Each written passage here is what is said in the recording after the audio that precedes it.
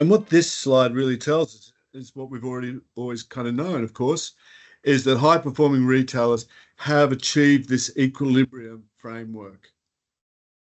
And that it starts with this retailer-led internal team alignment from the retailer's vision, purpose, operating frameworks.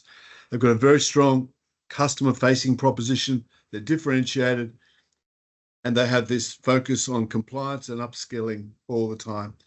So this is just really reinforcing this idea of a platform, a framework, a system. And obviously enough, businesses that don't have this tend to fall in some of the key areas. So the background of the study, to give us a bit more sense of that too, was really here we're talking about what matters most, and some of the areas that Anastasia will touch on as well. We saw the studies we used in this work were independent. They are independent studies. And what we wanted to understand and correlate, what matters most to customers in earning their loyalty, because we saw loyalty as a key driver of repeat visitation. How well are retailers delivering to customer needs and wants in service sales skills?